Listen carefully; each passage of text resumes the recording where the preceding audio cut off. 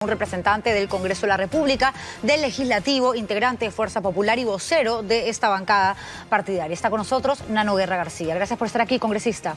Gracias a ti, Juliana. Buenas noches. Conversaba acerca de la cuestión de confianza y este dictamen que ha sido aprobado en el Congreso de la República con Aníbal Torres y decía que esto es inconstitucional, que el Congreso no puede de ninguna manera restringir, ¿no?, las facultades del Ejecutivo, como el Ejecutivo tampoco podría pretender siquiera hacer lo mismo con el Parlamento. ¿Cuál es su postura al respecto?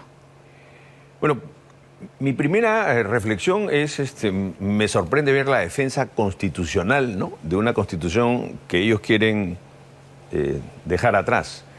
Es perfectamente posible que el Congreso regule esto.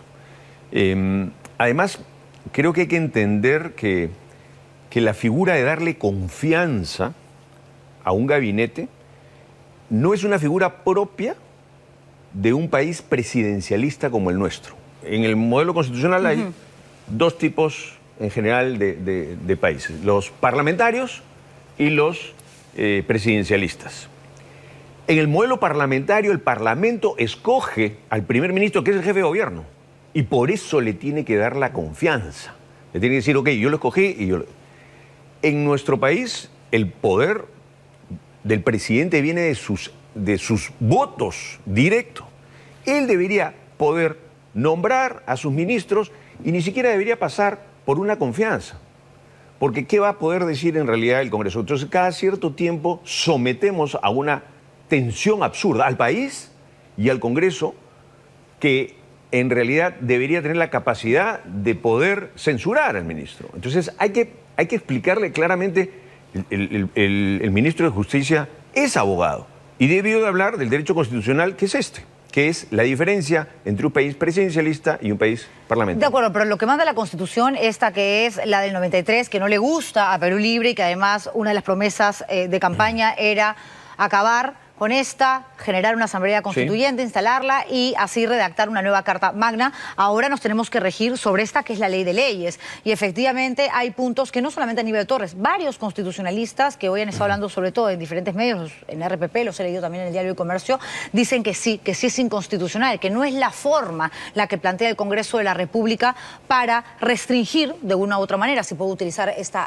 palabra, de las facultades que tiene el Ejecutivo. Varios constitucionalistas lo han dicho, pero la mayoría de los que yo he escuchado en la Comisión de Constitución más bien señalan que sí se puede hacer. Algunos discrepan, otros, como el señor Eguiguren, dice que en realidad habría que ver las cosas en más perspectiva. Es decir, tampoco es que haya unanimidad entre los constitucionalistas. Pero vamos al fondo del asunto. ¿Qué se pretende entonces? Si Perú Libre o el señor Torres se oponen a esto. Entonces, lo que se quiere es que el presidente siga teniendo poder sobre el Congreso, en un régimen donde el presidente ya tiene poder. Nuestro régimen, al ser presidencialista, protege, le da poder al presidente. Pero el Congreso también tiene poder, de hecho es el primer poder del Estado. Tiene el poder, obviamente, pero quien pide la confianza, ¿quién es? Es el Ejecutivo. Entonces ahí hay un tema en el que hay que poner un balance. ¿Y puede hacerlo el Congreso? Sí lo puede hacer. Pero por eso, esto no es el resultado de lo que sucedió luego de la cuestión de confianza, que en una conferencia, por ejemplo, el congresista Montoya de Renovación Popular salió y dijo, bueno, vamos a citar uno por uno a los ministros, vamos a interpelarlos y vendrán las respectivas censuras. Nos vamos a bajar uno por uno. Y luego Bellido responde diciendo, y nosotros vamos a presentar un montón de cuestiones de confianza. Me parece que es una especie de guerra, de concurso de quién es más fuerte. Y así no vamos a ir a ningún lugar. El país no avanza para ningún lugar. Al contrario, retrocedemos varios pasos. ¿Le conviene al país, más allá del Ejecutivo, del Congreso, lo que dice Bellido, lo que dice la oposición, el oficialismo, la oposición, le conviene al Perú, estando como estamos en un momento tan complicado, en medio de una pandemia, con una economía cada vez peor, en una situación de incertidumbre, de zozobra, de temor? ¿Esto es lo que merece el Perú hoy? A ver, proponer un cambio en esta legislación, interpretar esta legislación, interpretar y modificar el reglamento, no es algo que se va a hacer rápidamente. Es algo que se veía venir, es algo que debió hacer el Congreso anterior. Es una deuda pendiente para que no vuelva a ocurrir un tema en el que un primer ministro, porque lo interpreta, dice, disolvamos el Congreso. Esto hay que separarlo de esta tensión, que yo estoy de acuerdo contigo, es una tensión innecesaria y que es producto de no la confianza, sino de la desconfianza entre estos poderes. A mí no me parece que uno pueda salir y decir, vamos a ir un ministro contra otro ministro, lo puede haber dicho el señor Montoya, tendrá sus posiciones para decirlo, pero separemos los planos. Una cosa es el plano de lo que debía hacerse desde el Congreso anterior, constitucionalmente, y otra cosa es esta innecesaria tensión a la que nos somete, creo yo, el gobierno, que cada día nos pone un hecho sorprendente, un hecho como para que salga alguien y diga, el gabinete debe irse. No debió dársele confianza. Usted habla de eso y justamente el punto siguiente pasaba por allí, ¿no? Y utiliza la palabra temor. ¿Fue el miedo lo que llevó a que bancadas que obviamente no comulgan con el gobierno, como Acción Popular o Alianza para el Progreso, aunque en el caso de APP ya no sé cuándo sí, cuándo no, pero le dieran el voto de confianza a Bellido? Porque claro, si le decían que no, como lo hicieron ustedes, los de Fuerza Popular, les quedaba una sola ficha, una sola bala. Y si luego presentaban un nuevo gabinete y le decían al próximo premier, ya no Bellido, al que pusiera el presidente de la República, también que no, la facultad del Ejecutivo, del propio presidente, era poder cerrar, disolver el Congreso de la República. ¿Fue por miedo que se actuó, cree usted? Yo no puedo responder por ellos. Yo soy muy respetuoso de sus votaciones. Son grupos con los que hemos tenido cosas afines. Lo que yo le digo es de Fuerza Popular. Nosotros no nos aferraremos a nuestros escaños, no nos temblará la mano y no nos dará ningún temor. Nosotros no conservamos balas ni balas de plata. Lo que queremos es que nuestro país se mantenga en el orden constitucional. Y en cuanto sintamos que esto no es así, no tendremos ningún temor en hacerlo. ¿Tiene miedo que este gobierno viole la línea constitucional, los parámetros que forman parte justamente de la democracia? El miedo no es un buen consejero para la política. No nos gustaría, a mí no me gustaría que lo haga, pero el día que lo haga nos va a encontrar no aferrados a ningún escaño. ¿Cree que es el objetivo del gobierno de Pedro Castillo? Yo espero que no. Espero que haya sido una especie de promesa radical de campaña y que ahora reflexionen y que se den cuenta pues, que una cosa es con guitarra y otra cosa es con cajón. ¿No es cierto? Que una cosa es estar en el gobierno que necesita una estabilidad y sobre todo una estabilidad económica y que un cambio constitucional lo único que va a hacer es arruinar cualquier posibilidad de trabajar en los temas que has dicho, economía y salud, donde también nos encontrarán colaborando si así ellos enrumban en esa dirección. ¿Cree usted en lo que me acaba de decir ahora en la entrevista que antecedió justamente el ministro de Justicia, que hay un divorcio expresamente demostrado, según manifiesta, yo no lo veo tan así, se lo dije, Aníbal Torres, entre Cerrón y Castillo, y que el claro ejemplo es que Cerrón estaba aplaudiendo y prácticamente celebrando por la renuncia de Maraví, la salida del Ministerio del Trabajo, y al final el presidente de la República ha decidido mantenerlo allí? Es lamentable que estemos especulando, ¿no es cierto? Una periodista, un congresista, un ministro, porque no tenemos claridad de un gobierno que no habla, de un gobierno que no habla con la prensa. Juliana, ¿cuántas veces lo has invitado cuando fue candidato? ¿Cuántos minutos suma el ahora presidente de la República de exposición a la prensa? Hemos tenido un mensaje a la nación que para eso hubiera escrito un Twitter, ¿no es cierto? Entonces, lamentablemente hay especulación, y cuando hay especulación hay desconcierto, hay desconfianza y también se tejen muchas historias. Entonces, eso no le hace bien a nuestra política. En ningún país del mundo le hace bien que el presidente no hable, no declare.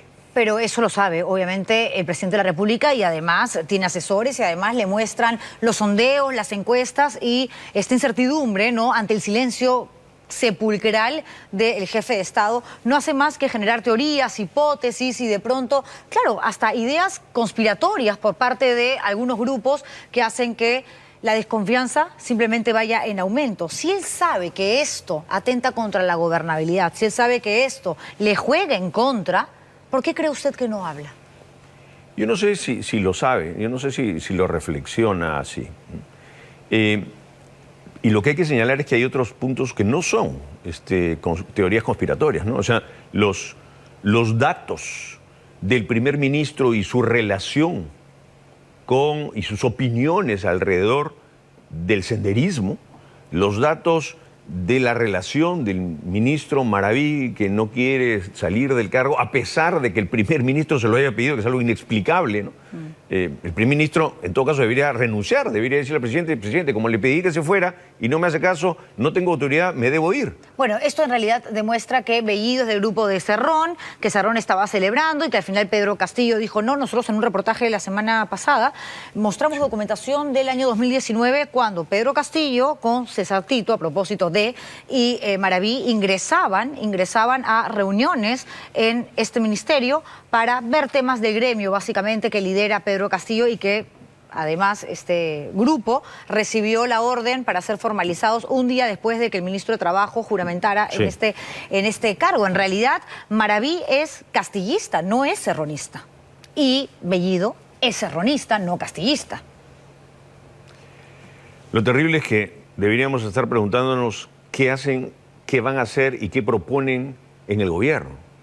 El Perú no merece, en estas circunstancias, estarse preguntando si se odian, si uno es más radical, si uno es más senderista, si uno es marxista-leninista maoísta y el otro es procubano. No, el Perú debería estar escuchando a sus gobernantes y a su jefe de partido de gobierno haciendo cosas por nuestro país. Eso es lo más lamentable y eso es lo que le va a pasar factura al gobierno mucho más rápido que tarde. Lo escucho y digo, bueno, está teniendo opiniones bastante sensatas y quiere alejarse de todo aquello que pueda, digamos, proyectar a un eventual escenario de guerra, de más broncas, de más pugnas entre ambos poderes, legislativo y ejecutivo.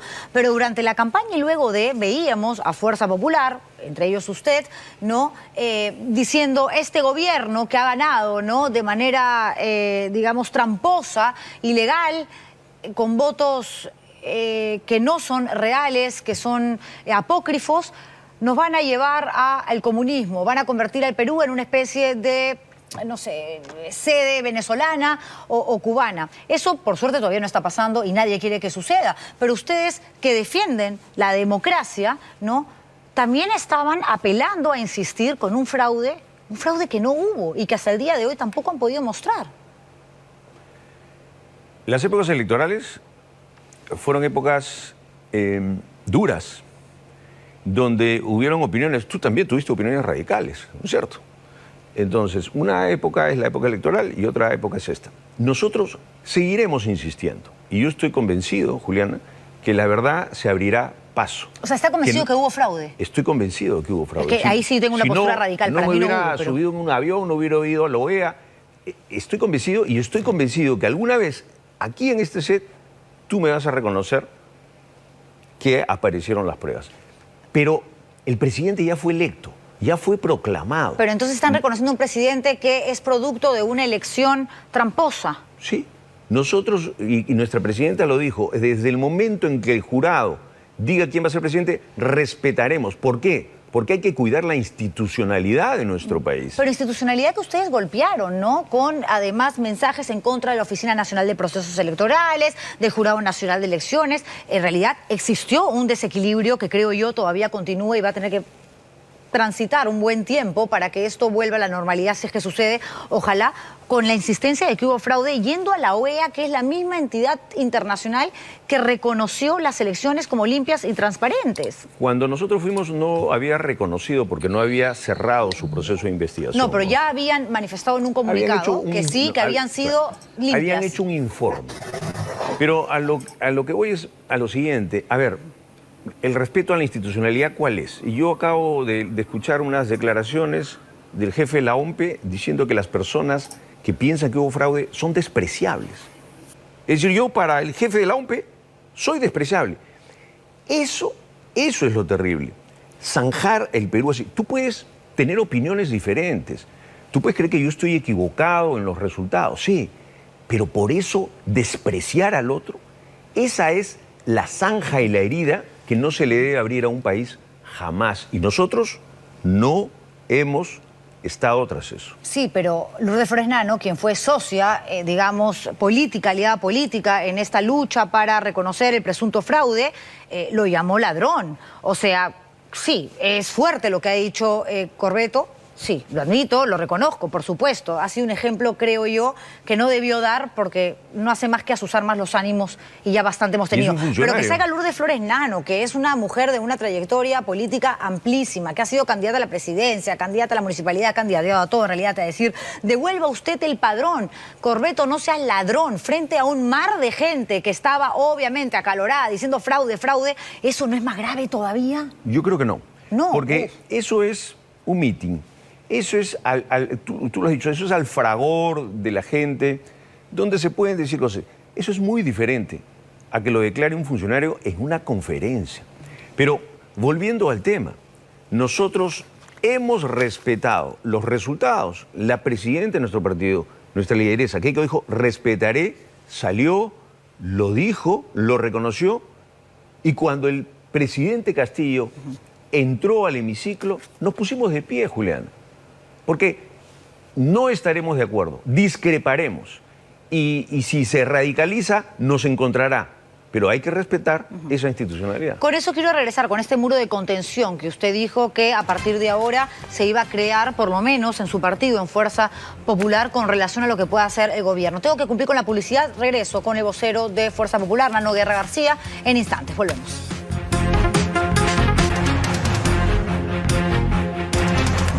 Hoy día sí que es un miércoles, Ladies Night, digo yo acá, no por los invitados, que los dos son varones, ¿no? Sino porque hemos tenido suerte, hemos tenido a alguien del gobierno, a alguien del Congreso y encima de Fuerza Popular, que a mí nunca me quieren mucho, no quieren aceptar las entrevistas, cosa que le comentaba, congresista Guerra García, es una tontera, ¿no?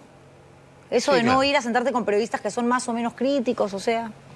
Que ha sido radical, pues, Juliana. Yo soy radical siempre. Lo mismo dicen los del gobierno. No quieren venir acá Pedro Franque porque dicen que soy radical. Entonces, ¿qué tengo que hacer? Balanceas pues a tus invitados un poco. Yo balanceo, pero si no quieren venir, ¿qué hacemos? Pero es que uno como periodista no es que tenga que ser radical, creo que tienes que ser enérgico a la hora de plantear ciertos temas, ¿no? Porque para suavecitos nos vamos a otra parte. A ver, ¿qué es esto del muro de contención? ¿Qué es exactamente lo que va a hacer este muro de contención que es Fuerza Popular? Ojo, yo no lo dije solamente por Fuerza Popular, dije que de Fuerza Popular, pero comenté que la oposición no se hace solamente en el Parlamento. Yo creo que una oposición se hace en las calles también. Ahora, felizmente, y yo quiero aprovechar para agradecer a la gente que está en las calles permanentemente. Se hace también en sindicatos, se hace con otros partidos, y es natural. Está bien que exista una oposición y que exista una oposición fuerte y que esa oposición se exprese de muchas maneras. Por eso fue lo que yo señalé, porque habrá temas, repito, en los que nos encontrarán y colaboraremos y trabajaremos por nuestro país. La gente está cansada de muchas divisiones, pero habrán temas en los que no vamos a ceder y seremos un muro de contención, no solamente Fuerza Popular. Creo que se sumarán, y hay otras fuerzas que se han sumado y que se han estado expresando. Tú mencionaste hace un rato a Lourdes Flores, la gente del PPC, la gente del APRA, hay movimientos en las calles, que está bien que el gobierno sepa que no tiene esa gran mayoría y que recuerde siempre que nunca tuvo más del 20% de los votos. Eso lo tenemos que recordar todos. De acuerdo, pero está hablando de partidos, está hablando de personajes que tampoco son muy aceptados por la gente, porque forman parte de esa política tradicional que ha decepcionado también al electorado, razón por la cual se eligió esta vez, guste o no, democráticamente. Eso fue lo que pasó, aunque usted dijo o dice que hubo fraude, a alguien con una postura bastante más extrema como Pedro Castillo. Yo me he referido a partidos, no he mencionado, solamente he mencionado a Lourdes Flores hace un rato. Lourdes Flores a mí me parece una mujer demócrata siempre, una mujer que estuvo en las antípodas del fujimorismo, que ha sido muy crítica del fujimorismo. Bueno, usted también. Y yo creo, ella más todavía, y ella teniendo participación política. ¿Y por qué ella coincide en estas posiciones de defensa de la democracia? Porque hay una defensa, hay algo que nos une. Y ese buscar lo que nos une, para mí, es muy bueno y muy sano para nuestra democracia. Sí, pero también hay un dicho que es cierto, fíjate con quién andas y te diré quién eres. Sí. Gracias, Nano Guerra García, vocero de Fuerza Popular, congresista, por haber venido al programa, por haber estado con nosotros. Me gana el tiempo, ya son, 1:44, se acaba el programa, señores, gracias por vernos.